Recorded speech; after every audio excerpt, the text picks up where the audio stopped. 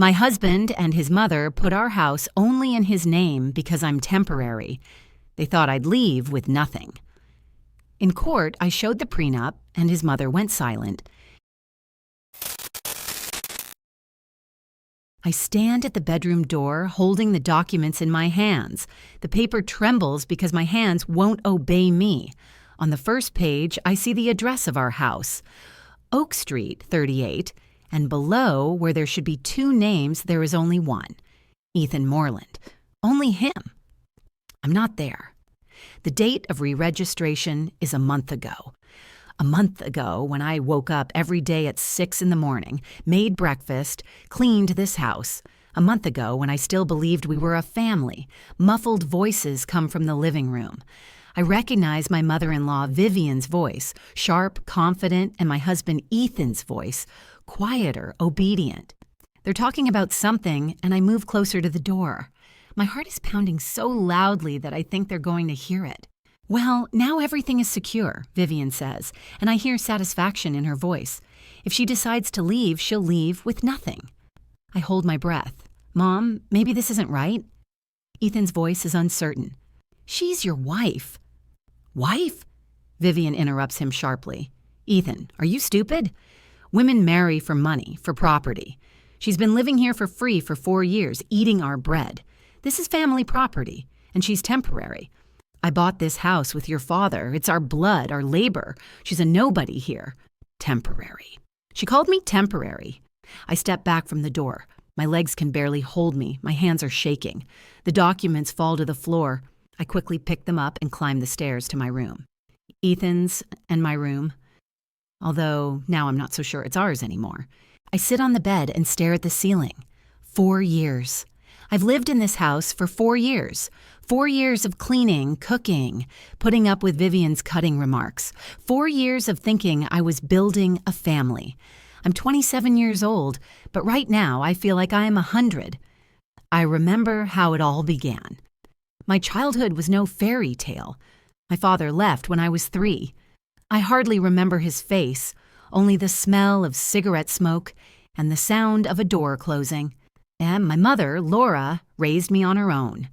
She worked as a cashier in a supermarket, working 12-hour shifts, coming home with swollen feet and tired eyes. We lived in a small, rented apartment where something was always breaking. The landlord was in no hurry to repair anything. My mother often repeated, "We have to stick together. No one will help us." I learned early on to be convenient. Not to ask for new toys, not to complain, not to cause problems. At 18, I enrolled in a short course in logistics. There was no money for university, but the course gave me a chance. I got a job as a dispatcher at a small transport company called Cargo Plus. The work was boring, the salary was meager, but it was stable. I gave half of it to my mother for rent. At 23, I met Ethan. He came to the metal fabrication plant, where I coordinated the supply of materials. The truck was 3 hours late, and he was nervous. He had to submit a report by the end of the day. I calmed him down, found the driver, called the base, and organized everything in an hour. Ethan thanked me and invited me for coffee. He seemed so reliable. A calm voice, strong hands, confident movements. He told me that he had been living with his mother since his father's death 5 years ago. He said that he had to support his family, that it was important. I was touched. Finally, someone who values family. Someone who won't run away at the first sign of trouble, like my father. We dated for a year. Ethan was attentive. He remembered that I liked coffee with cinnamon and that I didn't like loud parties. But he always asked to meet somewhere neutral, in a cafe, in a park, at the movies. When I asked why he didn't invite me home, he replied, "It's too early for my mom to know about us. She'll get upset." I didn't insist. I thought he was just being considerate of his mother. When Ethan finally brought me home, I was nervous. I had been preparing for a week. I bought a new dress, got my hair done, and rehearsed what I was going to say in my head. The house was old but tidy. Dark wooden furniture, heavy curtains, the smell of lavender and something sour. Vivian met us in the living room. She was a tall woman of about 54, with gray hair pulled back into a tight bun and cold blue eyes. She looked me up and down as if she were evaluating merchandise at a market. "So this is the girl?" she said to Ethan, as if I weren't there. "Ethan, she's so thin. Is she sick?" I tried to smile. "Good afternoon, Mrs. Moreland. It's very nice to finally meet you." She didn't offer me her hand. "I hear you're a dispatcher?" she asked, sitting down in an armchair.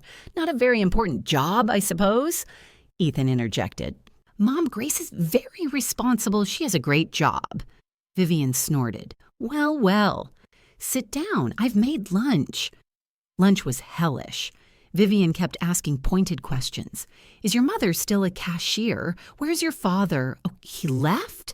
Well, of course, men like that don't stick around. Do you have any brothers or sisters? No, so your mother couldn't have any more children."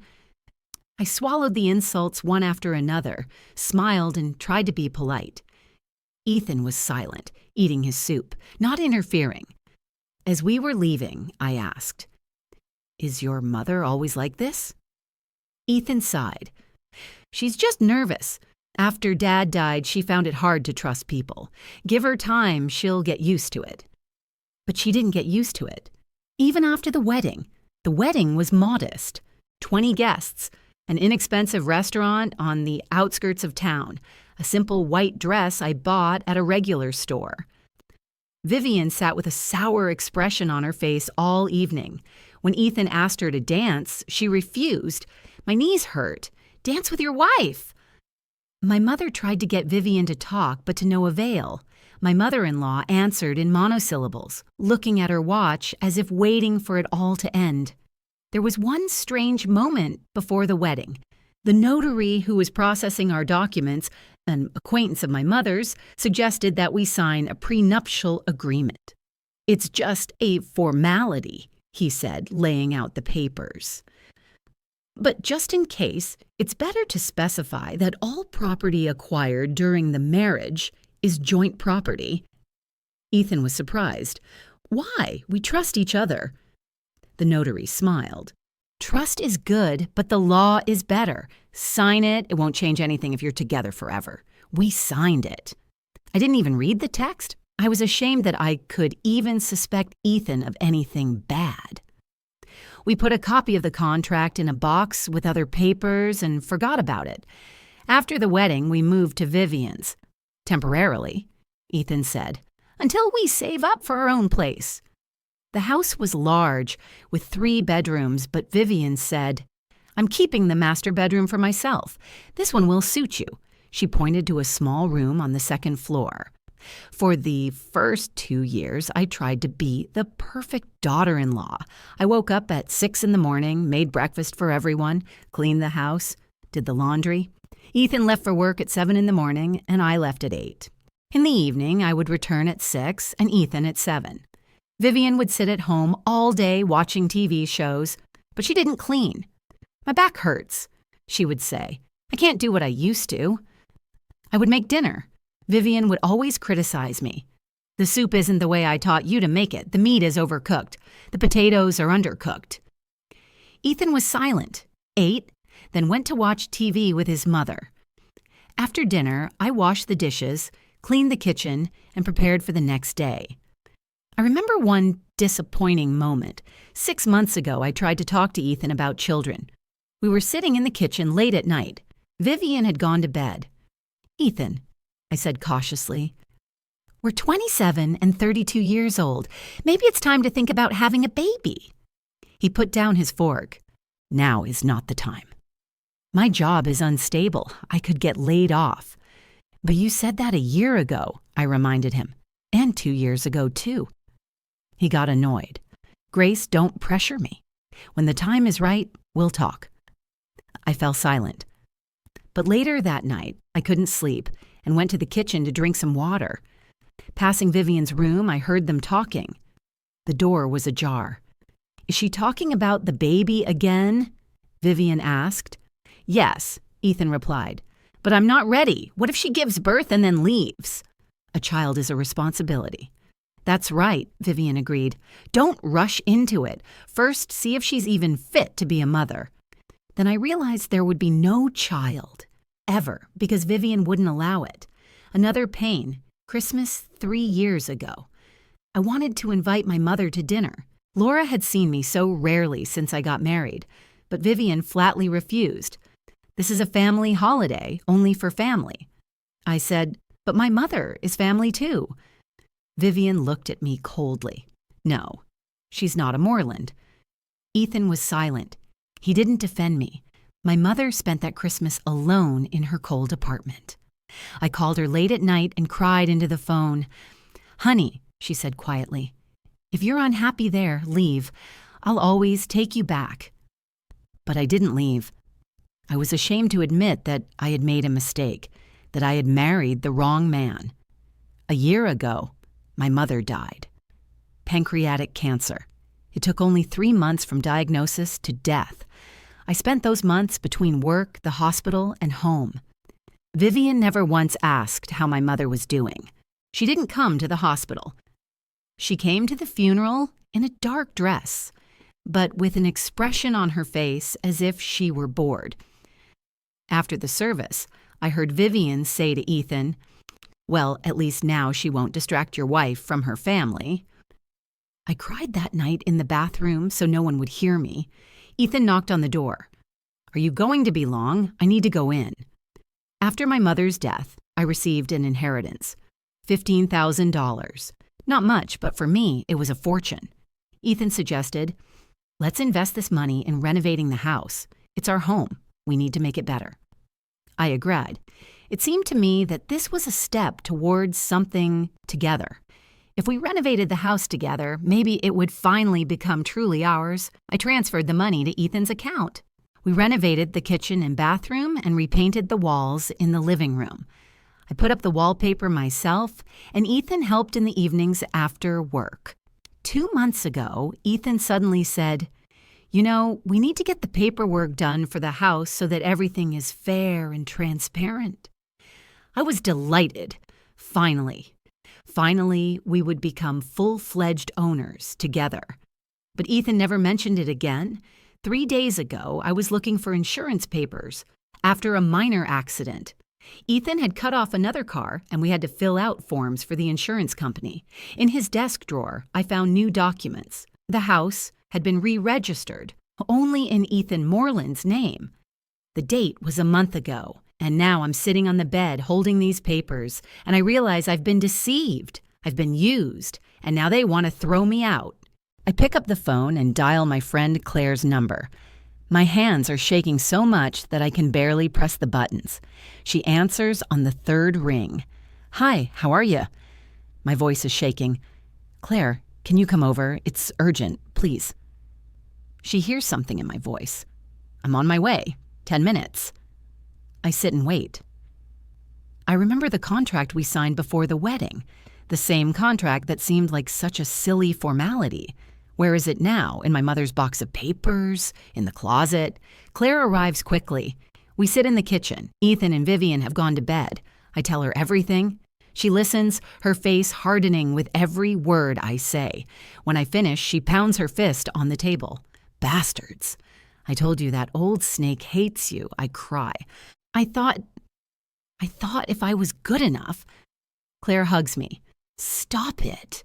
It's not your fault. They used you, but now we have to act. Do you have any documents?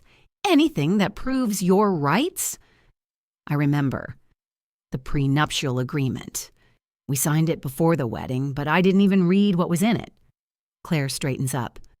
Where is it? We go to the storage room where my mother's old things are kept in boxes. We go through the papers, old receipts, letters, photographs, and finally we find it. A folder labeled Wedding. Claire quickly reads the contract, her eyes racing across the lines. Suddenly she smiles. Grace, it clearly states here, if real estate is purchased during the marriage, it is the joint property of the spouses, regardless of whose name it is registered under. This is your chance. I look at her, confused. But they say the house was bought before the marriage. Claire flips through the documents I brought about the house. Look closely. The house was re-registered a month ago. During your marriage. That means it became new property right now. And according to the contract, it's joint property. I feel something shift inside me. Not anger, not pain, but a cold, hard determination. "What should I do?" I ask. Claire looks me in the eye. "Fight, Grace. Finally fight for yourself." And I realize she's right. I have nothing left to lose. The next morning, I wake up on Claire's couch. My neck hurts, my back is stiff, but I feel something unusual. Confidence. For the first time in many years, I know what I'm going to do next. Claire is standing in the kitchen, frying eggs. Her studio apartment is small but cozy. There are books everywhere, posters on the walls, the smell of coffee. She turns to me. "Good morning, friend. How are you feeling?" I sit down and rub my neck. Like a truck ran me over, but I'm fine. Strange, but fine. She puts a plate in front of me. "Eat. You need your strength. You're going to the lawyer today, right?" I nod. Last night, when we found the prenuptial agreement, Claire immediately found a lawyer online. Julian Cross is a family lawyer, my mother's former college classmate. I sent him a message late last night, and he replied this morning. "Come by at noon today." At noon, I'm standing in front of a low-rise building on the outskirts of town. A sign reads, "Julian Cross Family Law." I go up to the third floor and knock on the door. Julian Cross turns out to be a thin man of about 44, with gray hair at his temples and attentive brown eyes. He points to a chair. "Sit down, Grace. Tell me everything from the beginning." I tell him about meeting Ethan, about Vivian, about the 4 years I lived in their house, about finding the documents, about overhearing the conversation. I show him the contract, the bank statements for the transfer of $15,000, photos of the renovation, and my correspondence with Ethan. Julian listens attentively, occasionally taking notes. When I finish, he says, "You have a case, Grace, a strong case. But be prepared. It's going to be unpleasant.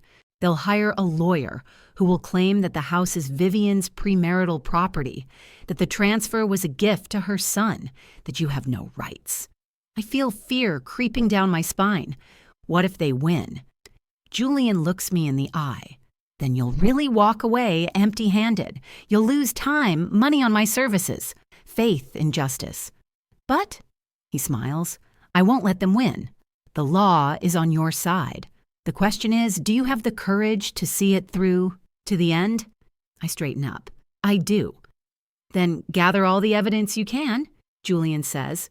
"Checks, receipts, testimonies from people who saw your work, photos, correspondence, everything. And most importantly, don't tell anyone, not even Ethan, that you're preparing for court. Surprise is your advantage." The next few days are filled with constant tension. During the day, I work as a logistics dispatcher, coordinating trucks, talking to drivers, filling out paperwork. My colleague Roger, a man in his mid-30s who is always calm and level-headed, notices that something is wrong. "Grace, you look pale," he says during lunch break. "Is everything okay?" I can't hold back. I tell him briefly about the documents in the court. He listens, frowns. I don't want to add fuel to the fire, but I saw your husband a week ago at the auto parts store on Maple Street. He was standing by a car with a young woman. They were laughing, and he touched her shoulder. I feel a chill. What did she look like? Young, about 23. Blonde hair, bright lipstick, a cashier, I think. Melody. The same girl from the correspondence. In the evening, I sit at Claire's and tell her about Roger's words. She immediately picks up the phone. I have a friend who works in the same shopping center as the auto parts store. Wait. She calls, talks, then hangs up and looks at me. Your Ethan is really seeing this Melody, regularly, several times a week. Cafes, movies, walks. I'm waiting for the pain, for the jealousy, but I only feel relief. A strange, calm relief. You know what? I say to Claire, I feel even better. Now I know for sure that he wasn't just cheating on me with the house. Claire looks at me in surprise. You're not angry? I shake my head. No, he can justify himself now. If there's another woman, it means the marriage was already over. He'll tell himself he's not to blame. That night, I can't sleep. I lie on the couch, stare at the ceiling, and run through different scenarios in my head. What if the court doesn't believe me? What if Vivian's lawyer finds a loophole in the contract? What if I lose everything? I remember my mother's words. It was a year before she died. We were sitting in a hospital room. She was weak after another round of chemotherapy. Her hair had fallen out, her skin had turned gray, but her eyes were still burning. "Daughter," she said, holding my hand, "promise me something." "What, Mom?" I could barely hold back my tears. "Don't let anyone make you invisible. You are important. You are valuable. Don't forget that." At the time, I didn't understand what she meant. Now I do. All my life, I've tried to be invisible, convenient, quiet, not causing any trouble. And they took advantage of that. At work the next day, my colleagues greet me. "Grace, did you hear you're going to court? Hang in there." Roger comes over and puts his hand on my shoulder. "If you need me to testify, I'm ready. I saw him meeting with that girl." But there are also those who whisper. Sharon, a girl from accounting, says to a colleague at the coffee machine, "Did you hear she's suing her husband for the house? That's cruel. Maybe they could have come to an amicable agreement." It hurts me to hear this, but I hold on. I go to the bathroom, lock myself in a stall, and take a deep breath. Then I look in the mirror. My eyes are red, but I smile to myself. They don't know. They didn't live in that house for 4 years. That same day, Ethan calls me. His voice sounds tired. "Grace, let's meet up. Let's talk normally. No lawyers, no mom." I hesitate, but Claire nods. "Go. Hear what he has to say." We meet at a neutral cafe on the other side of town. Ethan sits by the window, looking bad, dark circles under his eyes, unshaven, his shirt wrinkled. "Thanks for coming," he says when I sit down. I remain silent, waiting. "Grace, I didn't want it to turn out this way," he begins. "Mom convinced me that it was the right thing to do, that we had to protect the family property." "I was afraid of what?" I ask. "That you would leave," he says, staring at the table. "That you would take everything. My mother said that's what women do. They get married, and then they take half the property and leave." I look at him and realize he really believes this. 32 years old, a grown man, and he's like a child who listens to his mother. "Maybe we can fix everything," he continues. "I'll re-register the house in both our names, officially. You'll drop the lawsuit. We'll start over, without my mother if you want. We'll rent a separate apartment." I look at him and see the lie. I see him searching for words, trying to find the right phrases. He hasn't changed. He just wants to avoid court. "Etane," I say calmly. "Are you seeing Melody?" He turns pale. His eyes widen. "Who told you?" "It doesn't matter," I reply. "Is it true?" He is silent for a few seconds. Then quietly, "We're just friends. She understands me." I smile sadly. "Of course, she's young, undemanding, unpretentious. She doesn't need to be told why you don't protect her from your mother, because she's not in your life yet." I get up. Ethan reaches out to me. "Grace, wait." "See you in court, Ethan," I say, and don't call me anymore." I leave the cafe. It's cold outside. The wind blows in my face, but I feel light. I did it. I told him everything I wanted to say. When I return to Claire, she immediately sees it in my face. "What happened?" I tell her about the conversation. She hugs me. "He wanted you to give in, didn't he?" I nod. "He offered to transfer the house if I dropped the lawsuit, but I could see in his eyes that he was lying. He would have found another way to control me, or his mother would have." Claire squeezes my hand tightly. "You did the right thing. Sometimes you have to choose yourself." That same evening, Julian called. "Grace, I found out. They hired a lawyer, Marvin Clift. He's cheap but stubborn. He mostly works for clients like your mother-in-law. He'll argue that the house is premarital property, that you didn't contribute enough, that the contract is invalid." "How can he say the contract is invalid?" I ask. "He'll say you didn't understand what you were signing, that you were coerced, that you were young and naive. Prepare for a dirty game, Grace. I feel afraid. What should I do? Gather more evidence, Julian says firmly, and don't give up. Claire helps me. She goes to our house under the guise of visiting a friend. Vivian greets her coldly. Oh, it's you. Grace isn't here. I know, says Claire. But I was nearby, so I decided to drop by. Would you like some tea? Vivian reluctantly lets Claire in. She keeps her phone in her pocket, the recording turned on. They sit in the kitchen talking about trivial things. Then Claire says casually, Did Ethan say that you transferred the house to him? It's good that everything's official now. Vivian perks up. Of course. It's our family property. My husband and I bought this house 30 years ago. Ethan is my son, my only blood. He has a right to this house. And Grace, well, she lives here, but that doesn't mean she's the owner. What if Grace doesn't want to leave? Claire asks gently. Vivian replies sharply. Then we'll kick her out. I have the documents, the law is on my side. She's a nobody here. Claire records everything. When she returns, she sends me the audio file. I listen to Vivian's voice and feel something finally break inside me. That last connection, that last hope that maybe they're not so bad. And so Julian finds another witness, our neighbor, Mrs. Harper. She's 70 years old and lives across the street from Vivian's house. I sometimes helped her with her shopping, and we corresponded. Graceline, she says on the phone, I'd be happy to testify. I saw you working in that yard for 4 years. You mowed the lawn, planted flowers, repaired the porch, and that old witch just sat there and criticized. Mrs. Harper signs a written statement for the court. Julian is pleased. This will help. A witness from the outside is always stronger than relatives. 3 days before the trial, Vivian calls me. I wasn't expecting this. Her voice is cold, but I hear a slight tremor.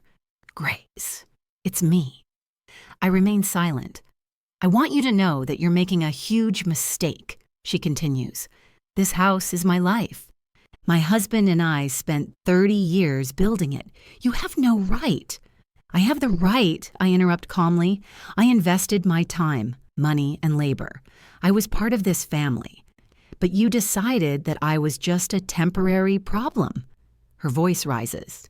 Because you are temporary. Do you think the court will support you? You don't have the money for a good lawyer. You don't have connections. We'll crush you. I feel anger boiling up inside me, but my voice remains calm. We'll see, Vivian. We'll see. I hang up the phone. Claire looks at me. What did she want? To scare me, I say, but it didn't work. The last day before the trial, Julian calls me into his office, and we check all the documents again. He is serious. Grace, tomorrow in court, they may say terrible things about you. They may accuse you of greed, say that you married for money. They may say that you are a bad wife, that you did not fulfill your duties. It's all a lie, but they will try. I nod. I understand. And one more thing. Julian looks me in the eye. If you win, they will hate you. Forever. Mother-in-law and daughter-in-law will become enemies. Are you ready for that? I think for a second. Then I answer firmly, yes, I'm ready. The morning of the trial. I wake up early at 6. I haven't slept almost all night. I put on my only business suit, dark blue, which I bought 5 years ago for an interview at Cargo Plus. I look in the mirror. I'm pale. I have lost weight in recent weeks, but my eyes are determined. Claire comes up behind me and puts her hands on my shoulders. Are you ready? No, I answer honestly, but I'll go. We're going to court. It's an old building in the city center, gray stone, tall columns. I get out of the car and see them. Ethan and Vivian are standing at the entrance. Vivian is wearing a black suit. Her hair is pulled back. Her face is contemptuous. Ethan is standing next to her, looking at the ground. As we get closer, Vivian raises her voice so I can hear her. Now that idiot will understand who she's messing with. She thinks she can take our family business, our property. We'll see about that. I walk past without turning around. My heart is pounding so hard I can hear it in my ears. Claire walks beside me, holding my hand. We enter the building. The hallway is long, the walls are white, and there is a smell of old paper and something official. I find office number 23. Julian is already there, laying out documents on the table. "Good morning, Grace," he says. "Hang in there. We'll beat them." I sit down on a chair at the defense table. My hands are shaking, so I clasp them under the table. I take a deep breath, trying to calm down. The door opens. The judge enters, a woman in her 50s, stern, wearing a black robe. Everyone stands up. She sits down at a high table and looks at the papers. "Case number 2145, she says. "Plaintiff, Grace Moreland, vs. Defendant, Ethan Moreland. Claim for joint ownership of real estate." The hearing begins. I clench my hands even tighter. One thought runs through my head. Now everything will be decided. Vivian's lawyer stands up first. Marvin Clift is a fat man with a red face, wearing a tight suit. He holds his papers, clears his throat, and addresses the judge. "Your Honor, this case is extremely simple. The house at 38 Oak Street was purchased 30 years ago by the Morelands, Vivian and her late husband, Ralph. After Mr. Moreland's death, the house passed to Vivian. A month ago, she gave it to her only son, Ethan Moreland. It is family property, passed down from parent to child. The plaintiff, Grace Moreland, has no rights to this house. She lived there as the son's wife, but that does not make her the owner." The judge nods, writes something down, then looks at Julian. "Defense?" Julian stands up. He is calm, his movements confident. "Your Honor, the house was indeed purchased 30 years ago, but a month ago it was re-registered, not gifted, but re-registered, in the name of Ethan Moreland. This happened during the marriage of Ethan and Grace Moreland. By law, any property acquired during the marriage is jointly owned by the spouses, unless otherwise agreed. And we have another agreement, a prenuptial agreement signed before the wedding 4 years ago." He places the agreement on the table. I see Clift tense up, lean over to Vivian, and whisper something to her. She shakes her head, her face reddening. Clift stands up again. "Your Honor, this so-called contract is just a formality. The plaintiff did not understand what she was signing. She signed the papers she was given without even reading them carefully." Julian responds quickly. Your Honor, the plaintiff was 23 years old at the time of signing, which is the age of legal capacity according to the law. The contract was signed in the presence of a notary who explained all the terms to both parties. If the defendant considers the contract invalid, let him prove it with documents. The judge carefully studies the contract, turning the pages. Finally, he says, "The contract clearly states that property acquired during marriage is the joint property of the spouses. Mr. Clift, why does your client believe that the house is an exception to this rule?" Clift grasps at straws. "Because the house was not acquired during the marriage, Your Honor. It is the premarital property of the defendant's mother. The re-registration was only a technical procedure, not a purchase of new property." Julian doesn't give him a chance. "Your Honor, allow me to present the documents. The re-registration took place exactly 1 month ago, during the marriage of the plaintiff and the defendant. This means that the house became a new property of Ethan Moreland during their marriage. Therefore, according to the terms of the marriage contract, it is the joint property of the spouses." The judge nods slowly. "The defense is correct. Continue, Mr. Cross." Julian approaches the table and lays out the papers one by one. "Your Honor, I would like to present evidence that the plaintiff invested significant funds in this house. Here is a bank statement showing a transfer of $15,000 from Grace Moreland's account to Ethan Moreland's account. The date is a year ago. The purpose of the payment is home repairs." He hands the document to the judge. She studies it carefully. "Here are the receipts for building materials," and Julian continues. "Some of them are made out directly to the plaintiff. Paint, wallpaper, electrical outlets. The total amount is $3,200. Here are photos of the renovation process. They show the plaintiff hanging wallpaper and painting the walls in the living room herself. I look at these photos and remember. Last summer. It's hot. I'm wearing old clothes. My hair is tied back with a scarf, and I'm holding a paintbrush. Ethan took this photo and smiled, saying, "As a memento of our renovation together." I smiled then. Now I understand. This photo saved me. Clift tries to argue. Your Honor, these funds are insignificant compared to the cost of the house. $15,000 and a few thousand for materials is only part of the cost of the renovation. The house is worth $86,000. The plaintiff did not invest enough to claim half of the property. Julian returns to his desk and picks up more papers. Your Honor, the plaintiff invested more than just money. She did all the housework for 4 years in a row, cleaning, cooking, taking care of the house and garden. This is also a contribution to the family property. If the plaintiff had not done this work for free, the family would have had to hire a cleaner, a cook, and a gardener. According to my calculations, such work costs at least $2,000 a month. Over 4 years, that amounts to almost $96,000 in economic value. Clift sneered. Housework is a wife's natural duty, not an investment in real estate. Julian is cold. Your Honor, housework is work that has real economic value. Current legislation recognizes contributions in the form of housework on a par with financial contributions to the family budget.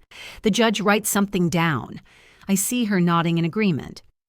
Julian takes out a small tape recorder. Your Honor, I would like to present an audio recording of a conversation between Vivian Moreland and another person. The recording was made in a private home in the presence of a third person, a friend of the plaintiff. Cliff jumps up from his chair. Objection, Your Honor. This is a gross violation of privacy. The judge raises his hand to stop him. I will listen to the recording first, then I will decide whether it is admissible evidence in this case. Julian turns on the recorder. Vivian's voice, clear and cold, echoes in the quiet courtroom. Well, now everything is protected. If she decides to leave, she'll leave with nothing. This is family property, and she's just temporary. I bought this house with your father. It's our blood, our labor. She's a nobody here. The courtroom falls silent. I look at Vivian. She turns pale, her lips pressed into a thin line. Ethan stares at the floor, not looking up. Cliff tries to save the situation. Your Honor, this is a private conversation. It cannot be used as evidence in court. The judge looks at him coldly. The conversation is admissible as evidence. Continue, Mr. Cross. Vivian suddenly stands up. Her face is red. Her hands are shaking. This is a setup. They set me up on purpose. I didn't know I was being recorded. The judge bangs his gavel on the table. Sit down immediately, Miss Moreland. If you didn't know you were being recorded, that's entirely your problem. You said what you said. One more outburst like that, and I will have you removed from the courtroom for contempt of court. Vivian slowly sits down. She looks at me with such open hatred that I feel uncomfortable. Julian continues calmly. Your Honor, I would like to call witnesses to testify. The judge nods. Call them. Claire is the first to testify. She recounts clearly without undue emotion how Vivian constantly humiliated me, how Ethan never defended his wife, how I did all the hard work in the house from morning to night. The judge carefully writes down every word. Then Roger is called. He testifies that I've always been a responsible and reliable employee, never complaining about my personal life to colleagues. But in the last few months, I looked exhausted, lost weight, and was constantly nervous. Mrs. Harper is the last to testify. The elderly woman recounts how she saw me in the yard for 4 years, mowing the lawn every week, planting flowers in the spring, repairing the old porch with my own hands. And Vivian just sat in her chair and criticized my every move. Ethan was rarely home, usually just coming over to spend the night. After the witnesses, the judge looks at Clift. Does the defendant wish to give his own explanation to the court? Cliff nervously whispers something to Ethan. Then Ethan slowly stands up. He looks pitiful, pale, his hands shaking, avoiding my gaze. Julian approaches him. "Mr. Moreland, tell the court why you transferred the house solely to your name without informing your wife." Ethan says quietly, barely audibly, "Mom advised me to. She said it would be safer for our family." "Safer from what exactly?" Julian asks directly. Ethan is silent, staring at the floor. "Were you afraid that your wife might take your money in the event of a possible divorce?" Julian insists. Ethan whispers, "Yes. I was afraid of that. And why did you decide that divorce was inevitable? Did your wife give you specific reasons for such suspicions?" Ethan shrugs helplessly. "No, she didn't. But my mother always said that women do that. First they get married, and then they take half the money and leave for another man. So you didn't trust your wife solely because of your mother's words, without any real basis?" Ethan nods silently. I look at him and feel only pity. 32 years old, a grown man, and he's still like a little kid who unquestioningly obeys his mother. Julian takes out new papers. "Mr. Moreland, is it true that you are seeing another woman while officially married to the plaintiff?" Clift jumps up. "I categorically deny it. This has nothing to do with the case." Julian calmly replies, "Your Honor, this directly proves that the defendant was preparing for a divorce, and that is why he re-registered the house without his wife's knowledge, trying to protect his property." Judge, "Objection overruled. Answer the question, Mr. Moreland." Ethan quietly replies, "We're just friends. Nothing serious." Julian lays out printouts of text messages on the table. The judge takes them, reads them carefully, and raises an eyebrow in surprise. "So, let's summarize," Julian says. "You are seeing a young woman named Melody Winters while officially married to the plaintiff. You transferred the family home solely to your name without your wife's knowledge. And now you claim in court that the plaintiff has no rights to the joint property." Ethan is silent. He just stands there staring at the floor, not knowing what to say. Clift makes a last desperate attempt. "Your Honor, even if the contract is deemed valid, the plaintiff has not proven a significant contribution to this property. $15,000 in housework are clearly not enough to claim half of a house with a total value of $86,000. Julian responds firmly, "Your Honor, the marriage contract is absolutely clear. Property acquired during the marriage is the joint property of the spouses, regardless of how much money each person personally contributed. This is the basic principle of equality between spouses in marriage. If the defendant categorically disagrees with this principle, he should not have signed such a contract before a notary 4 years ago." The judge nods. The defense is absolutely right. The contract clearly defines the terms, not the personal subjective assessments of each spouse's contribution. She closes the folder. "I declare a 2-hour recess. After the break, I will deliver the final decision in this case." Everyone stands up. The judge leaves. I sit in my seat, unable to move. My heart is pounding so loudly that it seems like the whole courtroom can hear it. Claire grabs my arm. "Grace, did you hear everything?" "You did great." Julian approaches. "Let's go out into the hallway. You need some fresh air." 2 hours drag on endlessly. I pace back and forth in the hallway, drink cold water from the machine. Try not to think about the worst. Roger stands next to me. "Whatever happens, Grace, you did a great job. You fought for yourself." Finally, the door opens. "The case of Moreland versus Moreland. Please come in." I go in. My legs won't obey me. I sit down. My heart is pounding wildly. The judge enters, opens the folder. Having considered the evidence presented, the court recognizes the house as joint property in accordance with the contract. The plaintiff is entitled to half. Vivian screams. Claire grabs me. "I can't believe I won. We leave." Vivian rushes over. "You'll regret it." I look at her calmly. "You made your son dependent. I stood up for myself." Vivian sits down on a bench. She is silent. She doesn't say a word. The case is won. A month has passed since the trial. I'm standing at the entrance to a small 5-story building on the outskirts of town. In my hands are the keys to a one-room apartment on the 3rd floor, my apartment. Rented, but mine. The elevator isn't working, so I take the stairs. I open the door. The apartment is empty, the walls yellowed with age, the floor creaks.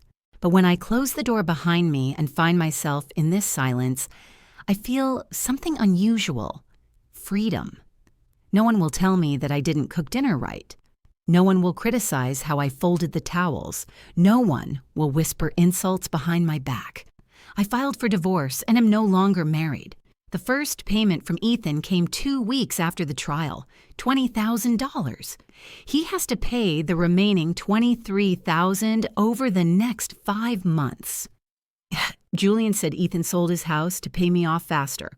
I'm renting this apartment with the $20,000, $600 a month plus utilities. I'm putting the rest away. For the first time in my life, I have savings. Claire is helping me move. We go to a thrift store and buy the essentials. An old sofa for $150, a folding table for $50, a mattress for $90. Everything is cheap but clean and sturdy. As we drag the sofa up the stairs to the 3rd floor, Claire laughs breathlessly. "Are you sure this thing will even fit through your door?" I laugh with her. "It has to. Otherwise, I'll just sleep on the floor." The sofa gets stuck in the doorway. We push it back and forth for 10 minutes until we finally get it inside. We both fall onto it, breathless, and laugh until we cry. "You know what?" says Claire, wiping her eyes. "This is the first time in many months that I've seen you truly happy. Not forcing a smile, but genuinely happy." I look at her. "I'm not sure it's happiness, more like relief, freedom. It's a different feeling." The first night in the new apartment, I lie on a mattress I've laid directly on the floor and stare at the ceiling. Silence. Complete, absolute silence. No one walking down the hall, criticizing, controlling. I can get up when I want, eat whatever I want for breakfast, watch whatever I want on TV, invite whoever I want to visit. This is my apartment, my space. But the silence is also frightening. I am truly alone. There is no mother to support me. There is no husband, whatever he was like. Just me and these bare walls. I cry that night. Long and quietly, from relief, from exhaustion, from the realization that I am truly free, and from fear of that freedom. At work, my colleagues greet me. "Grace, we heard you won the court case. That's great. Hang in there." Roger gives me a fatherly hug. "I'm proud of you, really proud."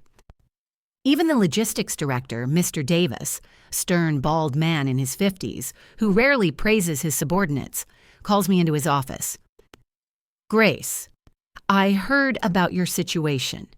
Not everyone has the courage to fight for themselves the way you did. If you need any support from the company, let me know."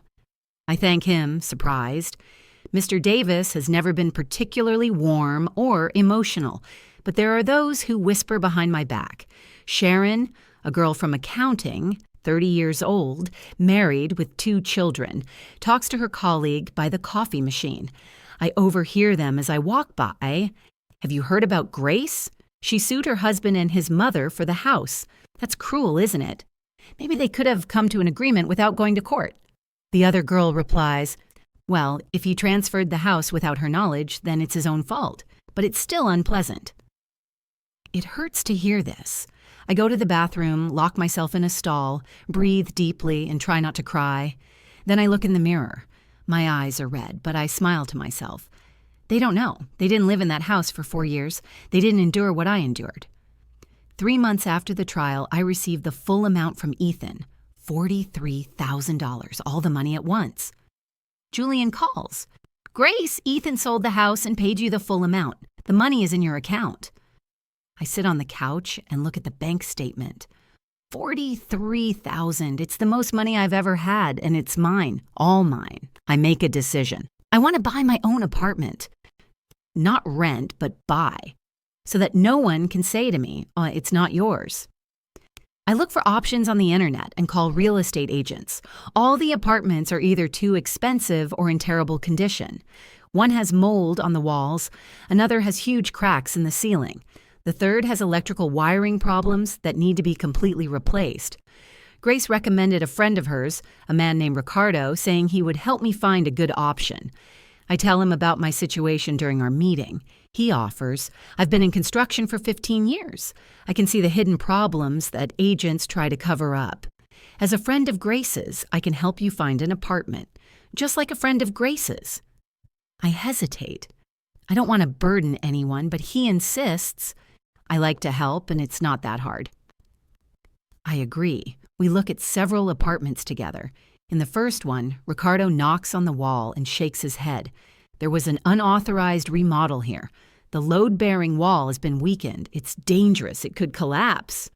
In the second one, he checks the pipes under the sink. "Look, there's rust everywhere. In a year or two, it will definitely burst. You'll have to replace the entire plumbing system. It's very expensive." Finally, we find a small 2-room apartment on the 3rd floor of an old brick building. 65 square meters, in need of cosmetic repairs, but structurally sound. Ricardo examines everything very carefully. The walls, ceiling, floor, pipes, electrical outlets. He says, "This is a good option, Grace. The walls are intact, without cracks. The floors are reliable." Yeah. The pipes are old, but not critically so. They'll last another 5 years. The electrical wiring will need to be replaced, but that's not a problem. $65,000 is a fair price. I do the math in my head. I have $43,000. I can get a mortgage for the remaining $22,000. That will be about $300 a month, less than I'm paying for rent now. "If you decide to buy," says Ricardo, "I can help with the repairs. I have the tools, and I can buy the materials at a discount through my company. I'll do it for free as a friend." I look at him. "Ricardo, I don't want to take advantage of you." He smiles. "You're not taking advantage of me. I'm offering. I like working with my hands, and I really owe Grace a lot, so don't worry. I buy the apartment. I take out a mortgage for the rest of the amount." When I sign the documents at the bank, my hand trembles. For the first time in my life, something belongs to me completely. My name is on the documents, my property. We spend the next 2 months renovating, me, Ricardo, and Claire. We spend our weekends in the apartment, painting the walls in light colors, replacing old electrical outlets with new ones, laying light-colored laminate flooring. Ricardo turns out to be very patient. When I do something wrong, he doesn't yell or scold me. He just shows me, explains, and helps me fix it. Claire paints the walls in the small bedroom, singing songs loudly. Ricardo installs new sockets. I hang wallpaper in the kitchen. We laugh, joke, order pizza, and eat it sitting on the floor among the paint cans. One evening, when Claire goes home early, the two of us are left alone. We sit on the floor drinking beer. Ricardo looks at me. "You know, Grace, I like spending time with you. I really do." I smile. "Me too." He hesitates, then says, "I'm not rushing you into anything. I understand that it's hard for you right now, that you've just come out of a difficult relationship. But if you ever want to, well, try something more than just friendship, I'd be happy, very happy." I look at him. I see sincerity in his eyes. No pressure, no manipulation, no hidden motives, just an honest offer. I'm in no rush either, I say honestly. I need time. I've just learned to live on my own. I want to understand who I am without a husband, without a family. But maybe someday. Ricardo nods. "As long as you need, I'm in no rush." "Oh, well, through mutual acquaintances," Claire found out from her friend who works at the mall, "I hear news about Ethan. He sold the house for $86,000. He paid me $43,000 and kept $43,000 for himself. With that money, he bought a small 2-bedroom apartment on the other side of town. Vivian moved to another city. They had a falling out in court with his sister, who said to her, 'I told you not to interfere in my son's life. It's your own fault that things turned out this way.' Ethan dated Melody for a while, but their relationship didn't work out. Melody is young and wants fun, parties, and travel. Ethan is tired, depressed, and has almost no money left after buying an apartment. One day, Melody said to him, this was told to Claire, who heard it from the same friend, "Ethan, you're always sad. I want to have fun, live, but you only talk about money and problems. Maybe we should break up." Ethan begged her to stay, but she left. Now he lives alone in his apartment, without his mother, without his wife, without his lover. When I hear this, I feel nothing. No pleasure from his misfortune, no pain, no pity, just complete indifference. This is no longer my life, not my problems. 6 months after the trial, the renovation of my apartment is complete. The walls are light, the floor is new, everything is clean and cozy. I buy simple furniture, a small sofa, a dining table, bookshelves. I buy houseplants. I put a ficus by the window, a dracaena in the corner of the living room, and a spithiphyllum in the kitchen. I hang a photo of my mother on the wall. It's a picture taken 20 years ago when she was young and happy. She's smiling, looking straight at the camera. Every time I look at this photo, I hear her voice. "Don't let anyone make you invisible." I put books on the shelf. I started reading again, for the first time in many years. Vivian didn't have time to read. She had to cook, clean, work. Now I have time, and I read every night before bed. Ricardo becomes a frequent guest.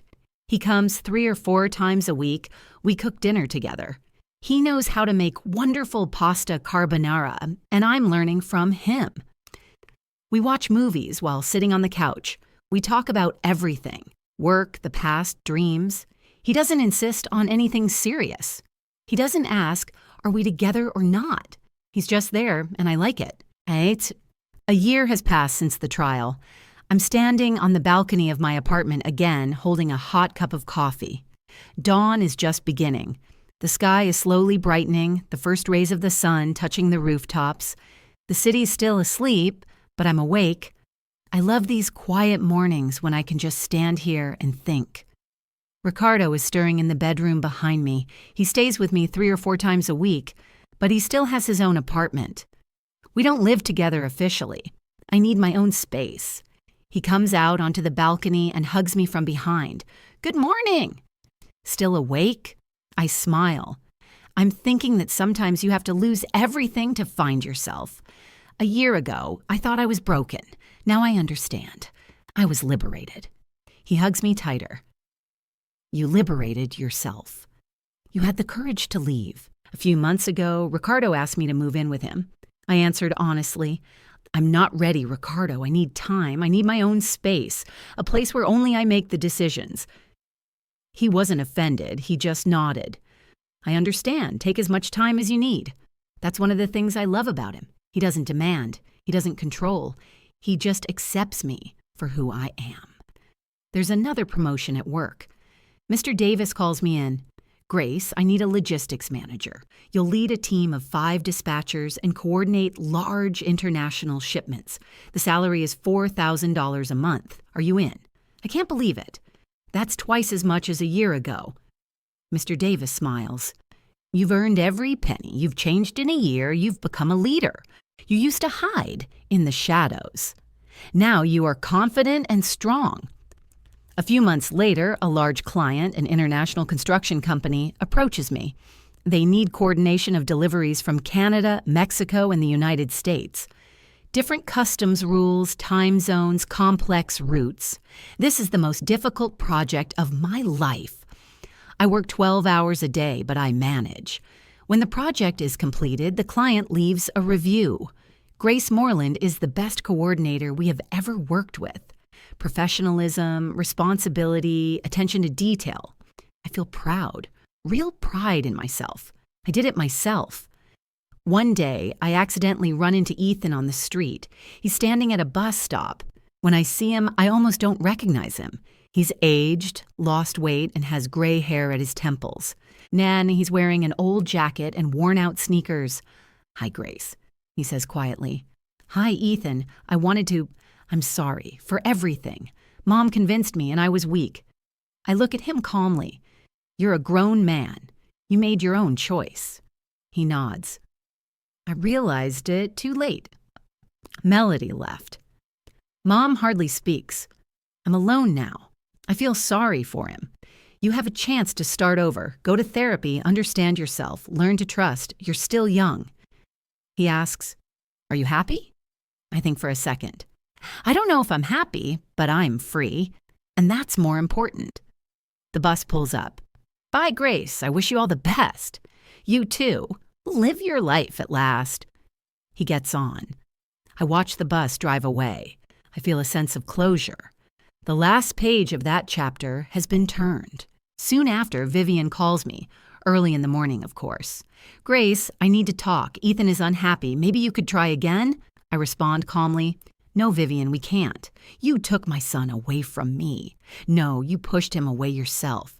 You taught him not to trust, to be afraid, to control everything. And now you blame me." She is silent. Then quietly, "I wanted what was best, to protect him. You protected him from life. You made him helpless. That's not protection, Vivian. That's a prison." I hang up the phone. I'm not even angry anymore. I just don't care. It's not my problem. 2 years have passed since the trial. Ricardo and I are still together, but we're not married. Ricardo asks about the wedding again. I reply, "Maybe someday, but not now. I love you, but I also love my freedom." He smiles, "Then don't choose." I'm in no hurry. At work, I meet Sophie, who is 29 and also divorced. We become friends. Sophie, Claire, and I meet as a threesome, a new chosen family. 2 years later, I receive a message from Ethan. "I went to therapy. I realized I was a bad husband. You deserved better. I wish you happiness." I reply briefly, "Thank you. I wish you peace. Take care of yourself." I visit my mother's grave. I say aloud, "Hi, Mom. I got divorced, bought an apartment, got a promotion. You would be proud. I understood your words. Don't let yourself be invisible. Thank you, and I miss you very much." I celebrate my 30th birthday at home. I invite Ricardo, Claire, Sophie, Roger, and Mr. Davis. Claire makes a toast to Grace, to the woman who fought and won. I feel satisfied. I have a job, an apartment, people I trust. Late in the evening, Ricardo asks, "Are you happy?" I think for a long time, but answer honestly, I don't know what happiness is, but I am free. I choose my own life. No one makes me invisible. That's enough. He kisses me. Then that's enough for me too. We fall asleep in each other's arms. Outside the window, the city sleeps. I think, this is my life. Imperfect, but mine. Entirely mine. And I love it. You know what I've realized? Love isn't about sacrifice. Love is when you are appreciated, when you can be yourself without fear. I spent 4 years with people who saw me as a servant, but I don't regret it. They taught me the most important thing. I mean, no one has the right to make me invisible. Life doesn't end after divorce. It starts anew, and it can be beautiful if you allow yourself to live. I allowed myself. The best decision of my life.